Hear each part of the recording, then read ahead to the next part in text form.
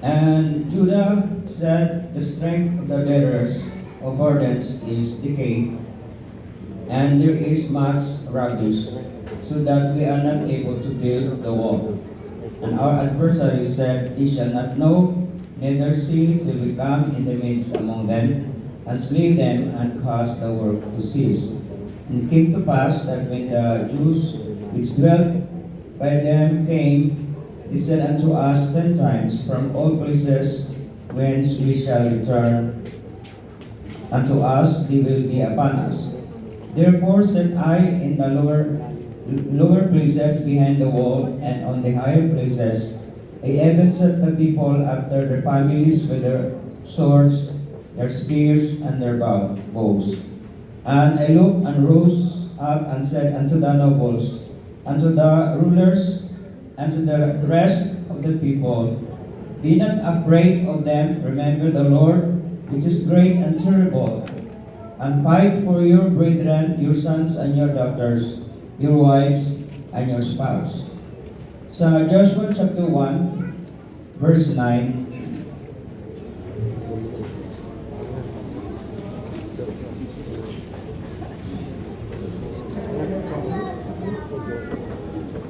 Joshua chapter 1, verse 9. Have not I commanded thee, be strong and of good courage. Be not afraid, neither be thou dismayed, for the Lord thy God is with thee, whithersoever thou goest. Nais kong dalhin sa ating kalagitnaan ang isang mensahe na aking pinamagatang, be strong and of a good courage. Praise the Lord. Ngayon natin si Sister Herlie na mag-pray for the blessing sa salita ng ating Panginoon.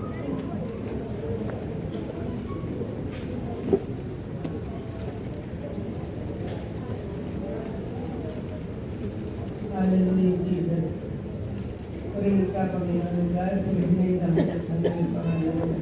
Purihin ka sa lahat ng araw ng aming mga buhay, Panginoon, o sa araw patuloy na may pinagpapala, ginagabayan at pinapatubayan. Salamat, Panginoon, na lagi pinigito ang lakas, ang buhay na tinatagal, Panginoon. Kami pinahihiram sa amin, O Diyos, na patuloy mo kami kinakalingan at binibigyan ng kapayapaan. Sa lahat ng kabutihan mo, Panginoon, masasagutan namin namin may ito papuri sa iyo. Kaya sa umagang ito, hanggang naririto kami na makikinig ng iyong mga salita, O Diyos, na kung ano mga Panginoon ang nais mo iparating sa amin, O God, ito man ay pagsawaya o ito man, Panginoon, ay anumang bagay na makabubuti sa amin. Tanggapin namin ito ng maapo, Panginoon, sa pagkaong Diyos na nakakakita ng aming mga puso, nakakaalam ng aming mga damdamin, ng aming mga iniisip, Panginoon. Ang pagsaway mo, Panginoon, sa hindi namin mga gawa patuloy, God.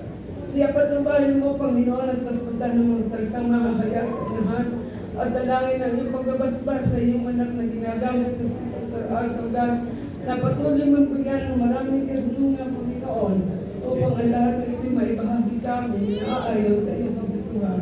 Salamat, Panginoon, pagpalain mo ang kanyang buhay, ang kanyang pamilya, Panginoon, O God.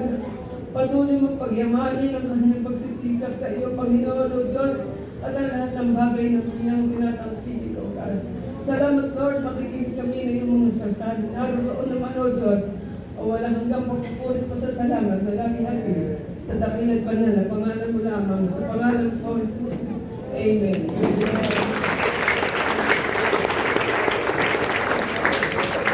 Kaya mabubulag po kayo.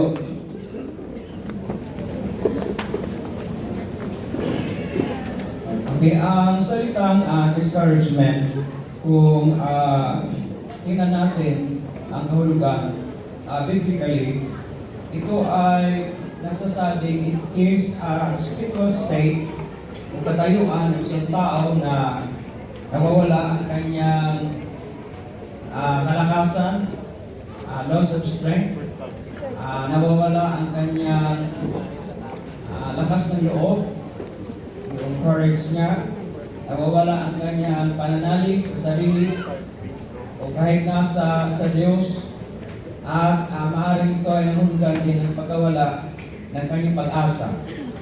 Dahil sa marahil sa kanyang pagpagpaka, sa literal na pamumuhay o sa paglilingkod sa Panginoon, maaaring siya nakaranas ng mga pagsubok o kaya ng kabiguan o kaya ng kahirapan. It may discouragement may stem from trials and failures and difficulties and meet expectations na mag-aakit tungo sa mga pag-aanilangan natin at maaaring pagkawala ng ating pananalig sa Diyos at sa Kanyang mga pangako. Ang discouragement, ang sabi ay isa sa one of the greatest tools or weapons na ginagamit ng diablo upang hadlangan ang ating paglakad sa pagsunod sa Panginoon. Hinders us in a walk with God o kahit na sa ating mga paglilingkod sa Diyos. At ang discouragement, it is left unchecked. Kumbaga, hindi natin ginawa ng paraan. Maaring ito ay maghatid tungo sa depression, hopelessness, and eventually, maaring maghatid tungo sa ating paghinto sa paglilingkod sa Diyos. It lead us to stop in serving God. And eventually, will lead us to withdraw ourselves from fellowship with other believers. And maaari ito maghatid din tungo sa paglayo natin mula sa presensya ng Diyos. Kung yung pagsisikap na ganapin ang kanyang kalooban, kalimay ng kanyang mga kapusan, pero pag dumating yung mga discouragement na hinaan, panglulupay-pay, mga kapatid, it can lead us to go back to the things of the world. Na maaaring ito ay na tayo ay pasya na bumalik sa mga bagay sa libutan. Ang discouragement is common to all men. Kumbaga lahat tayo, mga kapatid, in one time or another ay nakaranas ng napanghinaan ng ating mga kalooban. No, we all have experienced discouragement. Minsan naman natin na kinakapos tayo ng lakas, ang ating kakayanan ay parang kulang, and we feel that we are facing seemingly unsurmountable challenges. At kahit na sa mga Bible characters sa banal na kasulatan ay nakaranas ng panghinaan ng loob. Maalala natin si Prophet Elijah na pagkatapos na siya nagtagumpay laban kay Queen Jezebel at yung 400 prophets doon sa Mount Carmel, siya ay umupo sa lilim ng isang juniper tree, and he experienced profound discouragement and fear. No, takot, mga kapatid, that he even asked God to take his life. Na sana siya ay punina ng Panginoon. Nakaranas na ba kayo ng talagang disguise sa ating usahan, kunin na lang ako ni Lord. Kaya, sa mga talata ating binasa sa aklat ng Nehemiah, si Nehemiah at mga Hudyo ay kababalik lang sa Judea mula sa more or less 70 years ng captivity doon sa Babylonia. And they were rebuilding the wall of Jerusalem. Okay. At sabi ng verse 10 na the strength of the bearers of burden is decayed. Ang lakas ng mga tagadala ng mga kasan ay nawala. Okay, pag sabi natin decay, it means that their strength is failing, their strength is declining, and their strength is deteriorating. They feel na their strength is no longer up to the challenge of rebuilding the wall. Wala na silang lakas na ipagpatuloy at tapusin ang isang gawain na kanilang sinimulan. So, ang isang epekto ng discouragement ay pagkawala ng ating kalakasan.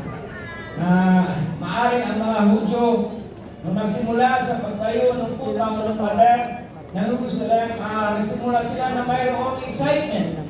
They were thrilled that they are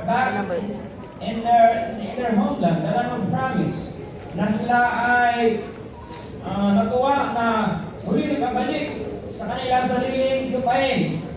At maaaring sila ay nagsimula na para sabi, kaya natin ito.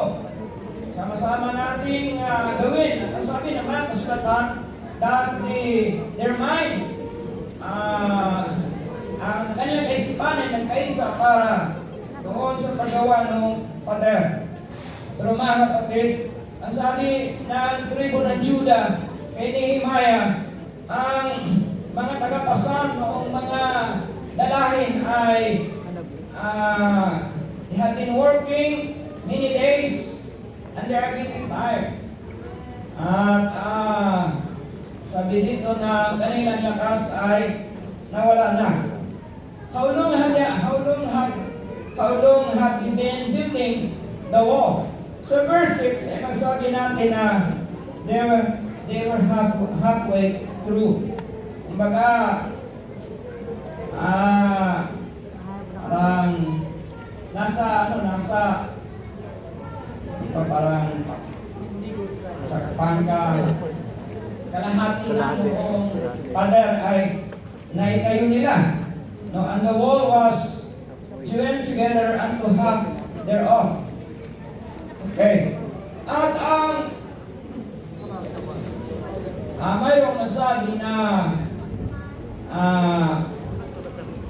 parang getting halfway sa isang endeavor o sa isang bagay na we would like to undertake, maaaring iyon ay panahon na ang pahina ng kalooban natin ay papasok.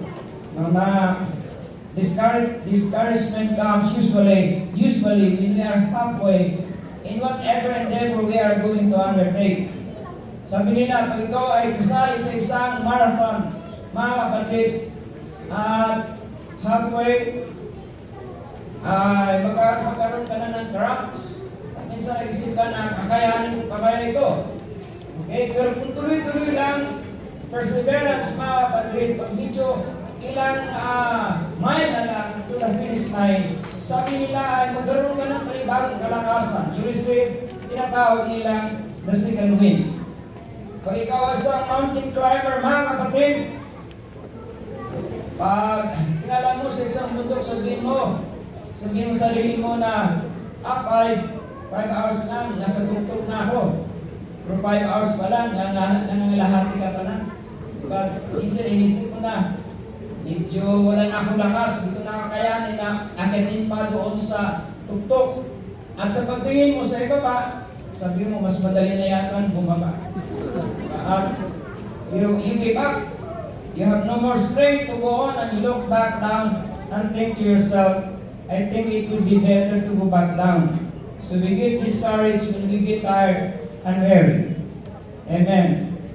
Halfway, we lose the excitement, the enthusiasm which we had when we started. You're tired, maaaring physically tayo ay napagod. Pero sabi nga, pwede ka na mapahinga, huwag ka lang umayaw.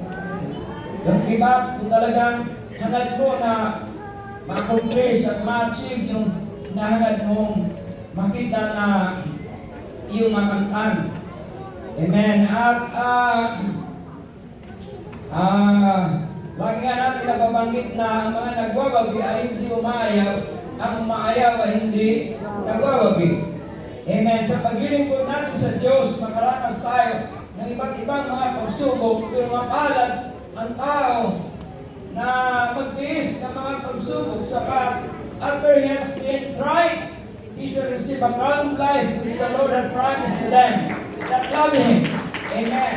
At tayo ay natiling matapat sa paglilingkod sa Panginoon sa kabila ng ating mga pagsubok ay ating tatanggapin ang pangako ng Panginoon ng puto ng buhay na kanyang pinangako, mga kapatid, sa lahat ng umiibig sa Kanya. Praise God, hallelujah. At ang sabi ng Panginoon ng Jesus na sino mang makapagtiis hanggang sa wakas ang siya maliligtas. Amen. Ang ating Kristiyanong pamumuhay, mga kapatid, sabi ko nga na ito ay paghipagpaka to the finish na para hanggang sa parang isang takbuhan na halagin din nitong pagtitiis hanggang na it's not only for the first mile, the second mile, or the third mile, but it is until we will cross the finish line. Praise God. Hallelujah. Everybody say amen. Then ang discouragement ay magre-resulta din ng loss of vision. Yung mawala yung ating pangitain. Siguro ng mga Hudyo ay nasimulang kayo ng pader, mga kapatid, sa kanilang imahinasyon o kaya pangitain ay naroon na kumpleto na yung pader. A wall that will be a wall of protection sa mga Hudyo mula sa kanilang mga kaaway. A wall of protection for their families and that they will be living safely within the walls. At yung pader na yun ay maging protection din doon sa temple o in the house of God na ito ay itinayo ni Zerubbabel at ni Ezra, mga kapatid, na nauna kay Nehemiah.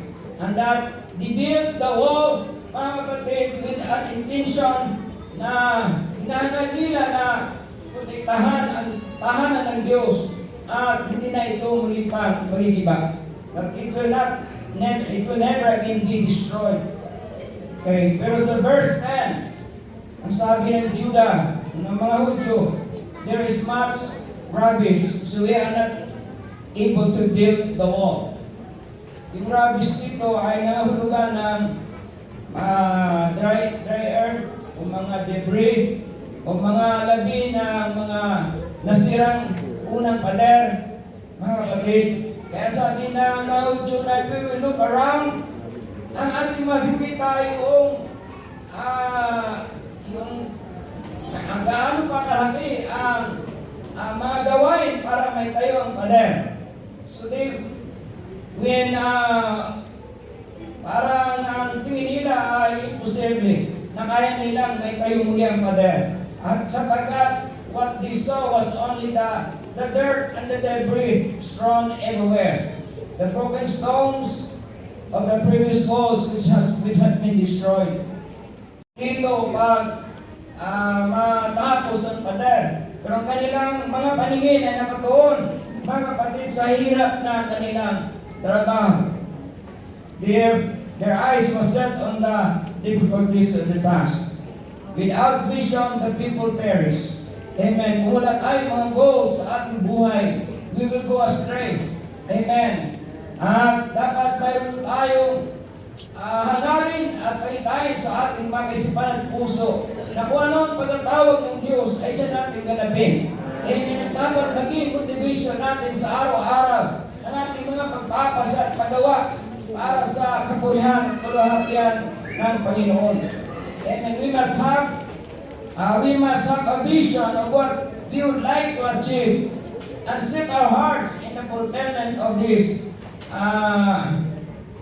of the thing that we want to accomplish. Amen. Ang sabi nga ng Panginoon, kung walang action, it's just a dream. At ang Panginoon, kung walang execution, is simply hallucination. Amen. Kaya ang ating Panginoon, dapat ay may kalahit na paggawa. Praise God. Everybody say amen. Amen. Parang naman yata wala namang nag-discourage dito. Parang malalakas na tayo sa paglilingkod sa Panginoon. Pero minsan ang discouragement ay dumarating, mga kapatid, sa ating Kristiyanong pamumuhay.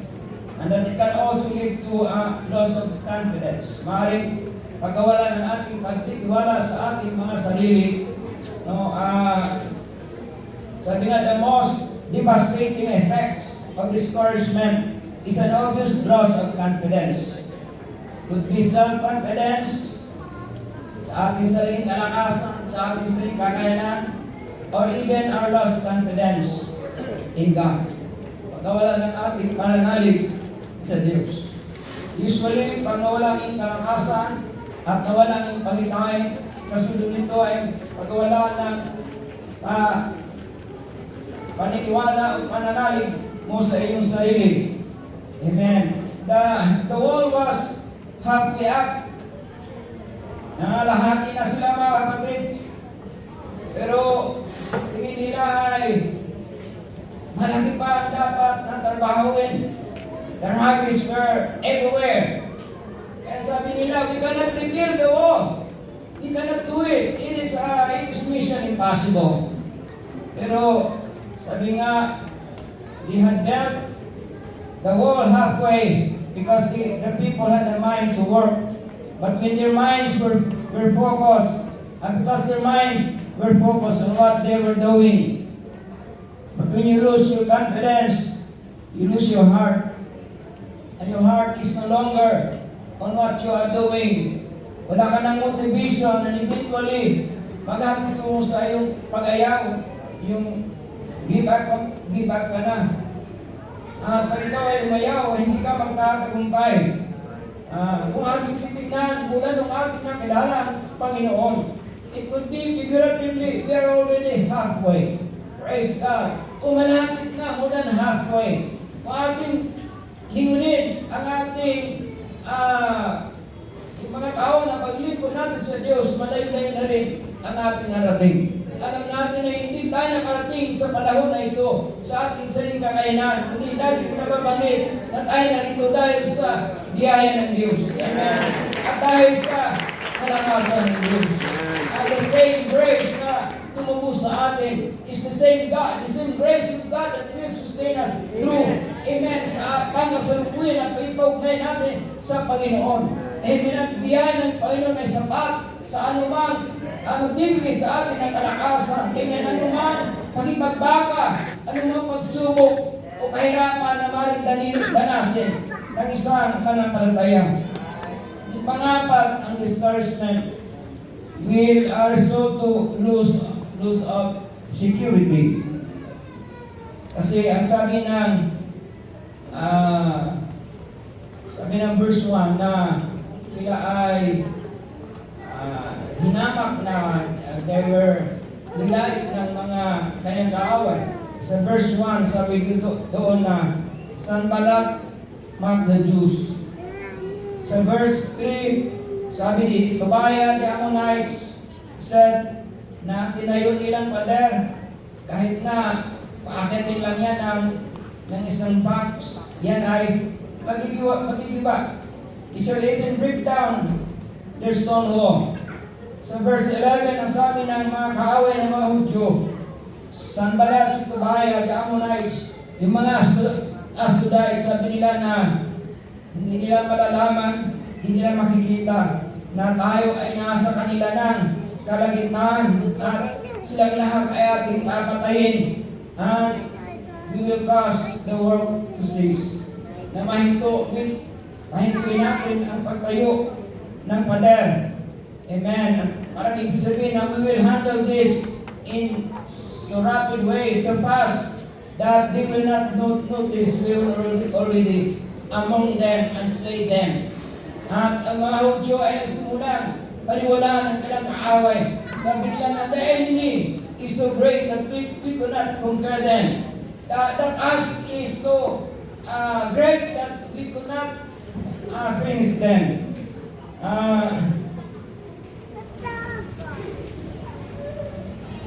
Sabi nga na they started to believe what the enemies had said, that they will not be able to finish the building of the wall. Pag tayo nagsimula ng tayo na anumang bagay para sa Diyos, maaaring in our relationship, or in our service, mga kapatid, we can always expect that Satan will always try to destroy it, or Satan will try to hinder it, and ang strategy ng diablo remains the same. He uses, mga kapatid, threat and intimidation na mag-asik na takot sa ating mga puso. Amen. Pero lagi natin tandaan ang mga kasulatan, ang mga pangako ng Diyos na ating pinanghawakan ay lagi nagsasabing, fear not. Amen. Huwag kang matakot. If not your heart be troubled, you believe in God, believe also in me. Amen. Praise God. Oftentimes, ang ating security ating pag-aasa ay nakasalalay sa mga tangible things, material things. Stable job natin, kayamanan, pera, kaibigan, mga mahal natin sa buhay. But when we lose those things, our sense of security is shattered. But true security can only be found in God. Amen. Praise God. Being in God, being kept in the hand of God, being in the will of God. Kung tayo ay naglilingkod sa Diyos na isinagkatuparan natin ang kanyang mga plano at pinataliman natin ang kanyang mga kagustuhan. Sabi nga, obeying His word is our true security.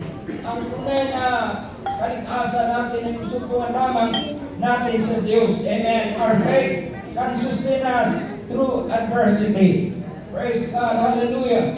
Kaya sabi sabi sa Joshua chapter 1, verse 9, have not I commanded thee, be strong and of good courage, be not afraid, neither be thou dismayed, for the Lord thy God is with thee, whithersoever thou goest. Amen. At tayo ay magkakalakas at tayo magkakatapang na mabuti. Huwag tayo matakot, huwag tayo magpipay-pay. Sapagat ang pangako ng Diyos na siya ay kasama natin saan na tayo umaroon. Amen. Discouragement is something we cannot ignore and hope it goes away. Nasabi ko something about our discouragement. Dito ay may mga ilang bagay na sasabi, ano ang cure na pag tayo ay pinahinaan loob. Una ay we must direct our attention to God. Amen. Sabi sa verse 14, sabi ni Nehemiah, huwag kayong matakot, alalahanin ng Diyos. Remember the Lord, which is great and terrible. Terrible doon, it means God is awesome. Amen. At makipagbaka kayo para sa inyong mga kapatid, inyong mga anak na lalaki at anak na babae, yung mga asawa, at your wives and your sons. The best antidote for discouragement is to remember the Lord. Amen. Tunan ilang paningin sa laki ng kanilang pagtatrabahuin. The greatness of the same impossible task na nakataan sa kanila. Amen. At inalalahanin ng Diyos na siya ay isang Diyos na mabuti, na siya ay Diyos na matapat. Ay isipin natin kung gaano mabuti ang Diyos sa ating buhay. If we will think of the goodness and the faithfulness of God, amen, yun ay paraan if we will put our faith and trust and confidence in the Lord. Isaiah chapter 26 verse 3, they will keep him in perfect peace, whose mind is stayed on thee, because he trusted in thee. Amen. Na bigyan tayo ng Panginoon ng samtal ng kapayapaan kung ating mga kaisipan ay nakatuon sa Diyos sapagkat tayo ay nananalig sa Diyos. Praise God. Hallelujah. Sapagkat ang doon lamang natin sa Diyos masupungan ang kalakasan. Amen. Kung tayo ay may kapaguran physically, magpahinga tayo. Siguro ay punta muna sa isang malamig na lugar at magkape-kape. O kaya, maikip saglit, mga kapatid. Kung tayo ay emotionally drained, masinan tayo sa mga tao na makulit. Nagmuni-muni muna tayo. Siguro sa tabi ng dagat, pagsikat ng araw, pagbubog ng araw, enjoy natin ang mga kapiyahan ng Diyos. Kung tayo ay mayroong spiritual na kapaguran, amen, masupungan natin ang kalakasan sa pagdako natin sa presensya ng Diyos.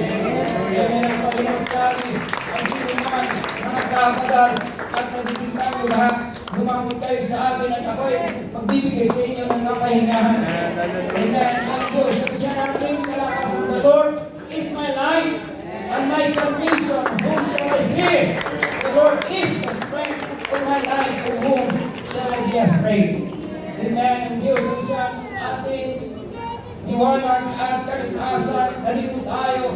nakakatakot ang Diyos at siya nating kalakasan.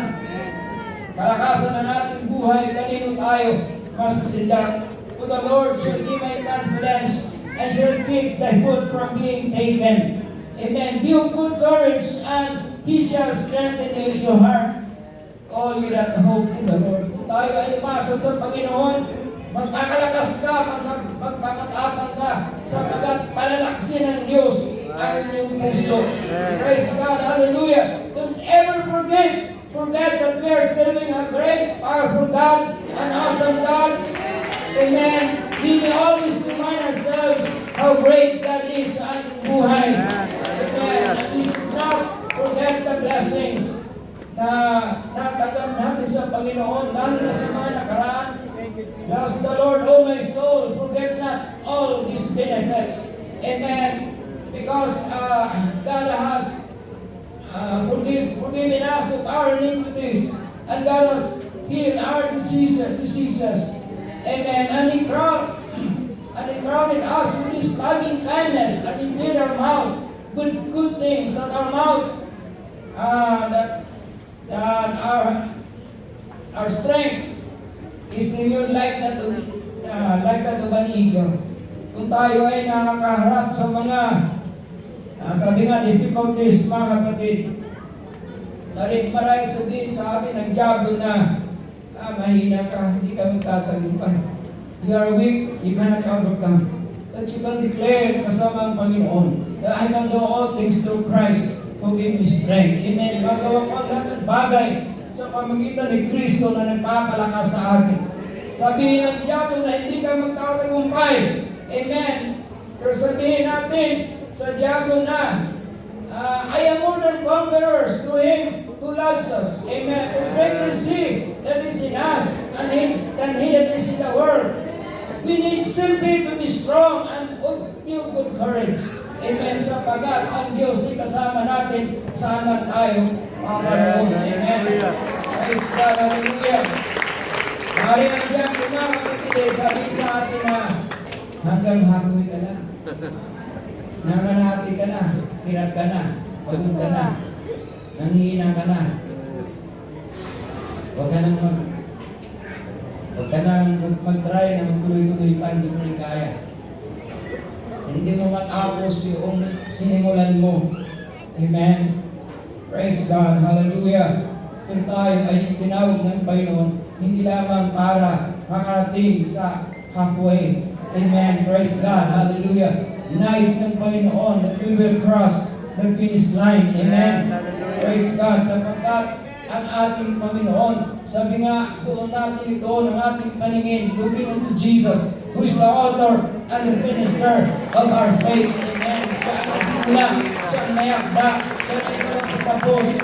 Amen. Siya rin ang tagapagsandal ng ating panampalataya. We are serving a God who is able to complete the good work that He has begun in us.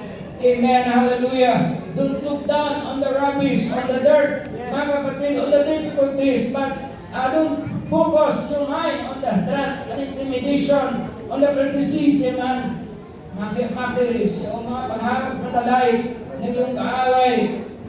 Amen. Kung isang Panginoon, mga kapatid, huwag natin tingnan, minsan ang ating mga sarili, makita lamang natin ay ating kahinaan, ang ating limitasyon, kundi ilagak natin ang ating paningin sa Diyos na doon nagmumula ang ating mga tulong. Praise God, hallelujah. Praise the Lord. The Lord is my refuge and strength, the very present help in time of trouble. Amen. I will lift up my eyes unto the hills from whence I will lift up my eyes unto the hills from whence cometh my help. My help coming from the Lord who made the heavens and the earth. Amen. At ang keeper natin, mga kapatid, ay ang Diyos na hindi natutulog. Praise God. Hallelujah. Ang tulong natin sa bawat panahon. Ako nagpapasalamat ng Diyos natin na binikuran ang sinagsimulan ng ating pananampalataya. Siya rin ang pagtapos dito. Amen. Hindi siya tulad ng ibang mga contractors na sinasabi ng tapos na. Pero, nagpisahan pa lang, nakatiwang-wang. hindi tapos mga kapatid. Amen. Kung tayo ay nasa panahon ng discouragement, maybe halfway, praise God, it's time for us to stop thinking on what we can do on our own. Huwag natin isipin lamang magawa natin sa ating mga sarili o yung mga hindi natin kayang gawin ang ating mga sarili. It's time to think of God and what He can do. Praise the Lord. At ay dadako sa presensya ng Panginoon sa panalangin to clear our mind to clear away the doubts in our mind. Praise God. Nailagak natin ating panampalataya sa mga pangako ng Diyos. Praise God. Because you cannot be thinking of God and be discouraged at the same time. Sapagkat kung ang iyong kaisipan ay nakatuon sa Panginoon, mga kapatid, praise God, ikaw ay magkaroon ng panibagong kalakasan. Praise God, sapagkat maaari ko ay nabibigatan ba sa iyong mga dalahin. Pag mag-isip ka sa Diyos, you can cast all your cares upon Him and He cared for us. Praise God, ilagak natin ang ating mga kabalsahan sa Panginoon Jesus sapagkat siya ay nagmamalasakit sa atin. And we are serving of God na nangako na He will fight for us. Praise God. Si Andrea ay determine a rally point. Isang lugar kung saan tayo ay makipisan sa kapwa mananampalataya sama-samang magipagbakan. Sa verse 19 at saka 20, sabi ni Nehemiah sa mga nobles and to the rulers and to the rest of the people, the work is great and large, and we are separated upon the wall one from another. And ay naghihiwa-hiwalay, they are separated from one another. Pero in the place therefore, you hear the sound of the trumpet, resort ye thither. In resort I rally with us there, and God shall fight for us, for we will fight together. Amen. Sa ating Kristiyanong pamumuhay, we cannot do it alone by ourselves. You cannot do it by yourself. You cannot carry your burdens alone. Kaya ang sabi ng mga kasulatan, bearing one another's burden. Magdalahan kayo ng kabigatan sa isa't isa. Minsan, sa bigat ng iyong dalahin, minsan nahirapan ka ng manalangin para sa sarili mo. Kaya sabi ng mga kasulatan, pray ye with one another. Praise the Lord. Hallelujah. Ang sabi ni Pablo na kayo magkaisa na ipanalangin ako sa pangaral niya doon sa Asia. Amen. The word of God, it is important to work together with other believers dahil mayroong kalakasan, kapangyarihan sa pagkakaisa. You cannot fight alone. Amen. Kailangan namin lang to surround ourselves with people like Christ's faith. Kaysa natin sa panampalataya, we must have to surround ourselves with people, mga kapatid, that will not pull you down, but lift you up. Na basta tuloy ka lang. Na huwag tayong tumingin sa mga taong walang ginawa, kundi tayo ay pisurin. Tayo ay pisurin. Kung tayo papahinain. Amen. Praise God. Let's surround ourselves with people, mga kapatid, na mag-encourage sa atin kung tayo nahihina. Napalakasin tayo kung tayo nagpupaypay. Praise God. Hallelujah. People who will encourage us to go on. Try one more. Every failure natin, mga kapatid, we need to come to a rally point. Ang rally point ay hindi sa EDSA, hindi sa Luneta, mga kapatid, pero isang lugar na tayo magkakaisa. Amen. Sa ating spiritual ang pagbabaga, na tayo magkalakasan sa isa't isa. Amen. Na kung darating anumang pagsubok sa ating buhay, hindi ka nag-iisa. Praise God. Kasama natin ang mga kapatiran sa Panginoon sa pagtulong ng trompeta. It's rally to that praise. Amen. And fight for our brothers and our sisters, for our wives, sons and daughters. Tayo pag-aisay ng Panginoon sa isang panampalataya, sa isang espiritu at sa isang gayunin, mga kapatid, na ating panawakan ng pananampalataya, natin to continue to hold on to our faith, contend for our faith, hanggang sa natanggap natin ang layunin ng ating pananampalataya, ang kaligtasan ng ating mga kaluluwa. Na kung siya ay mabuwal, ay abutin siya ng kayang kamay at siya ay tatay muli. Kaysa naman na nadaan ka, nalubong ka, didiin ka pa. We always need somebody to share our pain, share our sufferings, share our load, mga kapatid, and also share our joys and victory. Dahil nagpapasalamat na sometimes wala tayong makita na mamalasakit sa atin ang Panginoon, susunod kaibigan natin na mas malapit pa kaysa isang kapatid, is a friend that sticketh closer than a brother. Praise God, hallelujah.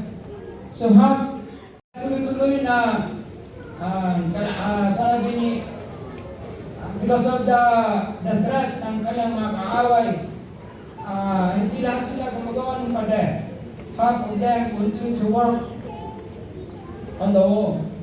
Bear their burdens, carry the bricks and the stones, and have held weapons, spear, shield. Amen. Sa verse 21, sabi, so we labored in the work, and half of them held the spears from the rising of the morning till the stars appeared. Amen. Pag tayo daw ay nanghihina o nanglulipay-pay sa paglilingkod sa Panginoon, sa plot aking nabasa, ay develop daw natin ang serving others ministry.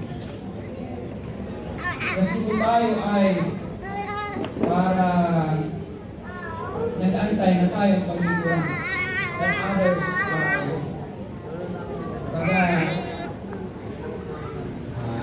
the people will minister to us.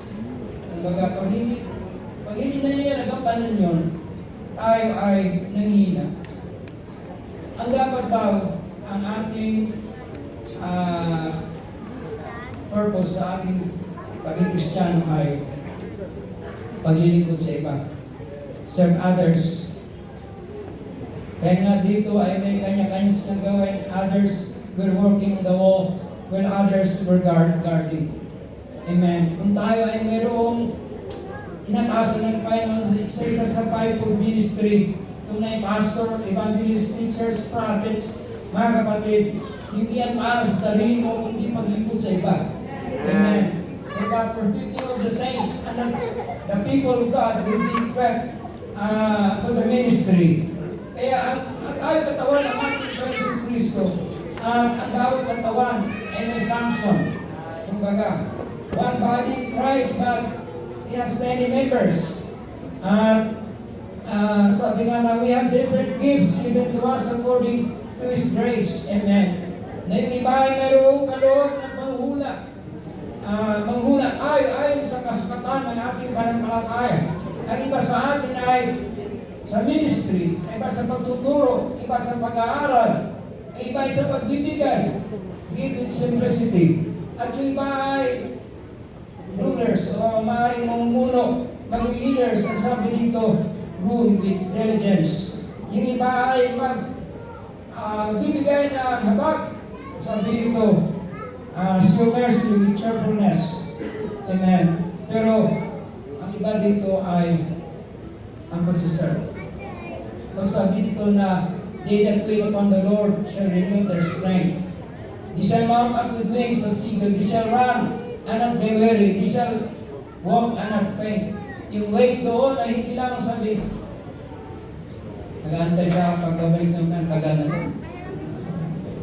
Tagal naman. Kundi yung wait doon ay parang waiter. Ikaw ay nagsiserve, mga kapatid. At yaong naglilingkod sa katawan ng ating Panginoon ay magkaroon ng panibagong kalakasan. They will renew their strength. They shall mount up with wings as eagle. They shall run and not be weary. And they shall walk and not faint. Amen. Praise God. Lastly, mga kapatid, pag tayo nanghihina, develop positive thankful attitude, and then come to the presence of the Lord to praise and worship. Amen. Kailangan natin na be positive. Huwag mong sabihin na, nako, ang layo pa ng tatrabahuin ko kalahati pa. Sabihin mo, maraming salamat sa Panginoon. Nangangalahati na tayo. Nangangalahati na lang gagawin. Amen. Praise God.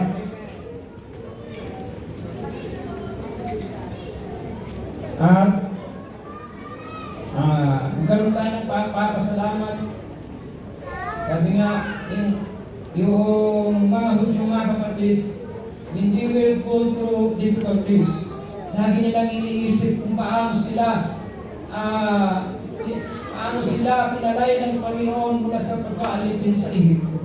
Kung paano sila ginabayan ng Panginoon sa paglalakbay nila sa ilang. Paano sila pinagalugan ng Panginoon ang mga pagkain tulad ng mana na bago bawat umaga. Paano sila binigyan ng Panginoon ng matamis na tubig doon sa Merba.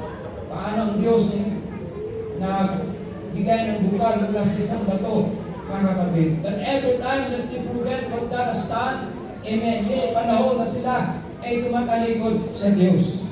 Praise God. Hallelujah. We should always be thankful, mga kapatid.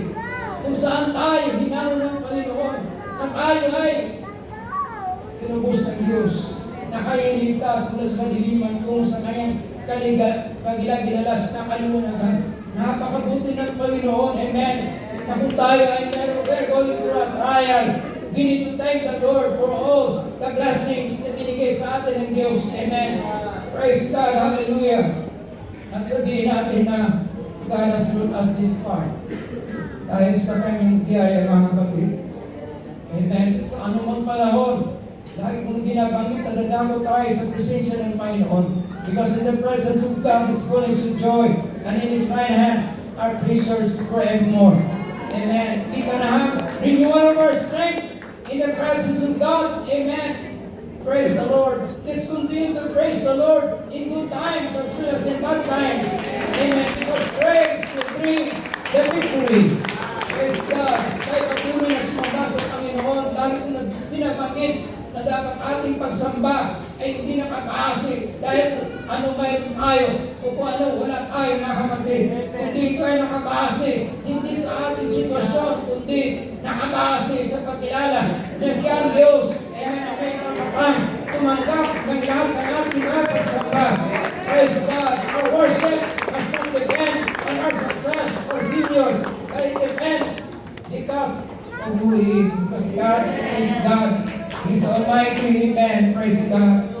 Praise the Lord. And after the wall of Jerusalem was finished, mga kapatid, Nehemiah arranged for the city's spiritual restoration.